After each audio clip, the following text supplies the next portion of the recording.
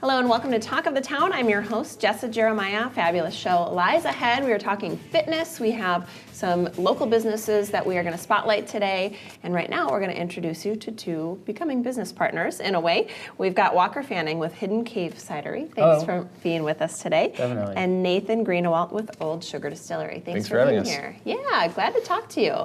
I'm excited to talk a little bit about how this partnership might work out. We're going to share with you exactly what that means in a minute.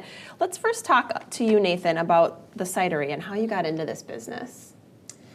Yeah, so Nathan and I partnered up on this just a few months ago. And really, so I got my start working on an antique apple orchard right after college. And I started as the orchard manager, and when I went there the first time, I just thought I was going to volunteer, but they offered me the orchard manager position when I arrived. So it was great because my lease was about to run out. I had just graduated college, so that job saved me from having to move back into my parents' house. Perfect. So I started as the orchard manager, became the salesman, and when they needed help making their hard cider, I stepped into that role too and started making the hard cider. After working there for 8 months, we went from 2 locations to 30, and I felt like it was time to move on. So I had met Nathan at a Madison area beverage makers meeting, and we had talked before, so I knew he was a cool guy. I did a tasting with a few of his employees at Dexter's Pub, so I knew they were really fun to be around. So when I was ready to start my own thing, I immediately called him up and asked him if he wanted to make unfiltered, herb-infused hard ciders with me, and he said, let's do it. How can you say no to that? That sounds pretty good. What is the key to a good cider? Well, the big components of a hard cider are your acid, your sugar, and your tannin. But overall, number one thing is to always start from real apples. If you always start from real apples and not concentrate, you're going to make cider better than 90% of what's available nationally. Wow, okay, good to know. Let's talk about flavors. What flavors are you making? We make rose hip rosemary. So rose hips are actually the fruit of a rose, and roses are in the apple family, so it makes it like tart apple. And the rosemary is the aromatic side of it. Then we make hibiscus juniper. Hibiscus, it's this purpley red color. It's a flower. It makes it acidic and fruity. And then we use juniper because at the distillery we have a pot still. So it's really good at making things like rum and whiskey.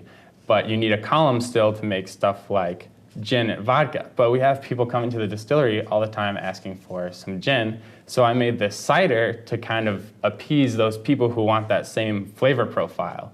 The juniper adds the green, fresh finish to the cider that gin drinkers are looking for. I love your passion on this topic. This is awesome. Thank you. So you care about it being a great cider, and you say it's really about the way that you use the apples, but what kinds of apples are you using?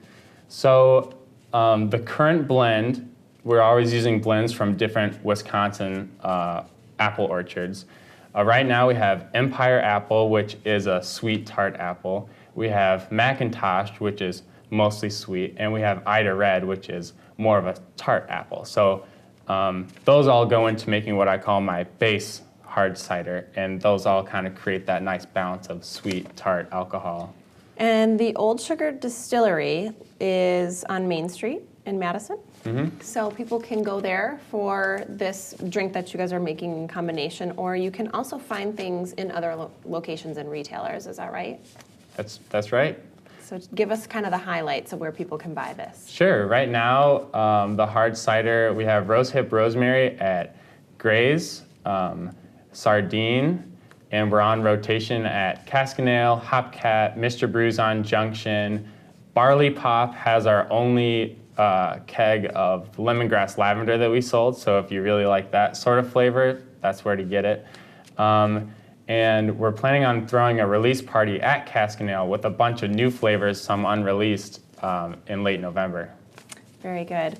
Well, I encourage you to go to the website for Old Sugar Distillery if you want to learn a little bit more, because a fabulous website. We talked before we started here. Nathan has enjoyed a lot of success with the distillery, and sounds like a fun partnership that you're bringing on. Yeah, it's been an interesting few months. When Walker approached me, we had just started dabbling in cider and I quickly latched onto his enthusiasm for different flavors. So. Yeah, absolutely. It's contagious. Well, thank you for sharing a little bit about what you guys are doing. Again, go to oldsugardistillery.com for more information, or you can find Hidden Cave Cidery on Facebook and some other social media sites. You're watching Talk of the Town. We'll be right back.